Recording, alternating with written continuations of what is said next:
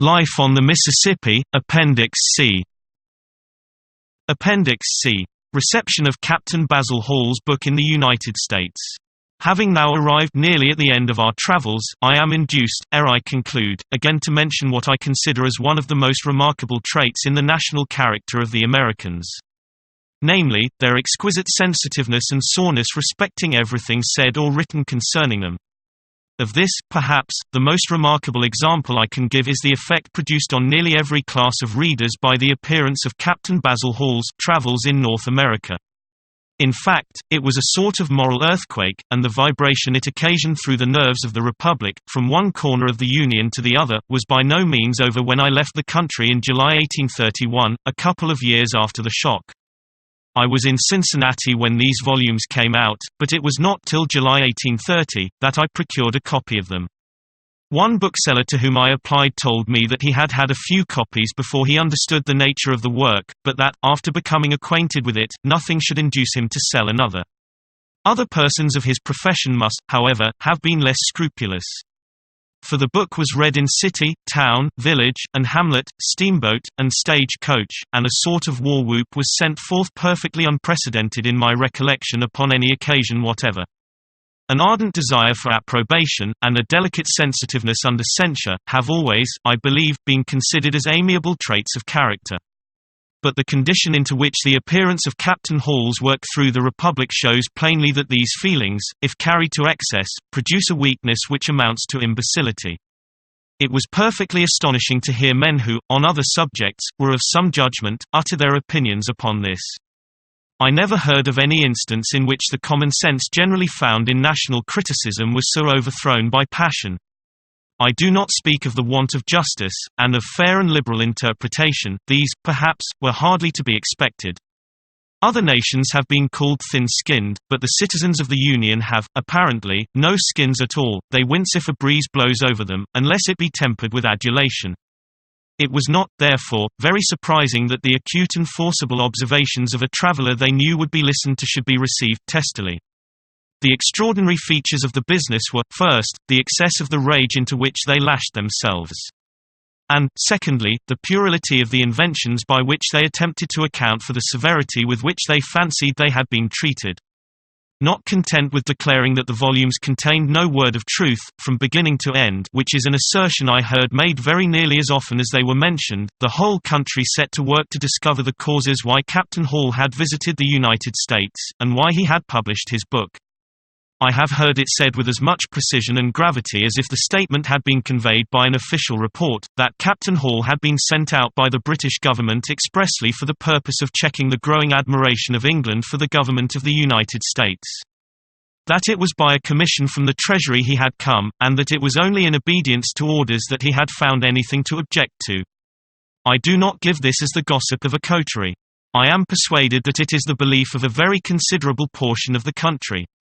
So deep is the conviction of this singular people that they cannot be seen without being admired, that they will not admit the possibility that anyone should honestly and sincerely find aught to disapprove in them or their country. The American reviews are, many of them, I believe, well known in England. I need not, therefore, quote them here, but I sometimes wondered that they, none of them, ever thought of translating Obadiah's curse into classic American. If they had done so, on placing he, Basil Hall, between brackets, instead of he, Obadiah, it would have saved them a world of trouble. I can hardly describe the curiosity with which I sat down at length to peruse these tremendous volumes, still less can I do justice to my surprise at their contents. To say that I found not one exaggerated statement throughout the work is by no means saying enough. It is impossible for anyone who knows the country not to see that Captain Hall earnestly sought out things to admire and commend. When he praises, it is with evident pleasure. And when he finds fault, it is with evident reluctance and restraint, excepting where motives purely patriotic urge him to state roundly what it is for the benefit of his country should be known. In fact, Captain Hall saw the country to the greatest possible advantage. Furnished, of course, with letters of introduction to the most distinguished individuals, and with the still more influential recommendation of his own reputation, he was received in full drawing-room style and state from one end of the Union to the other. He saw the country in full dress, and had little or no opportunity of judging of it unhouseled, unanointed, unannealed, with all its imperfections on its head, as I and my family too often had.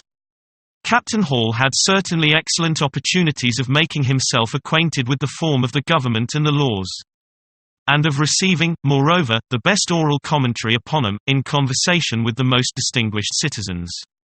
Of these opportunities he made excellent use. Nothing important met his eye which did not receive that sort of analytical attention which an experienced and philosophical traveler alone can give. This has made his volumes highly interesting and valuable. But I am deeply persuaded, that were a man of equal penetration to visit the United States with no other means of becoming acquainted with the national character than the ordinary working-day intercourse of life, he would conceive an infinitely lower idea of the moral atmosphere of the country than Captain Hall appears to have done.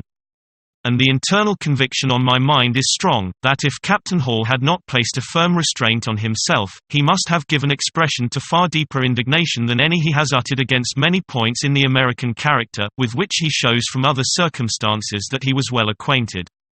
His rule appears to have been to state just so much of the truth as would leave on the mind of his readers a correct impression, at the least cost of pain to the sensitive folks he was writing about. He states his own opinions and feelings, and leaves it to be inferred that he has good grounds for adopting them. But he spares the Americans the bitterness which a detail of the circumstances would have produced. If anyone chooses to say that some wicked antipathy to 12 millions of strangers is the origin of my opinion, I must bear it. And were the question one of mere idle speculation, I certainly would not court the abuse I must meet for stating it. But it is not so. The candor which he expresses, and evidently feels, they mistake for irony, or totally distrust. His unwillingness to give pain to persons from whom he has received kindness, they scornfully reject as affectation, and although they must know right well, in their own secret hearts, how infinitely more they lay at his mercy than he has chosen to betray. They pretend, even to themselves, that he has exaggerated the bad points of their character and institutions. Whereas, the truth is, that he has let them off with a degree of tenderness which may be quite suitable for him to exercise, however little merited. While, at the same time, he has most industriously magnified their merits, whenever he could possibly find anything favorable.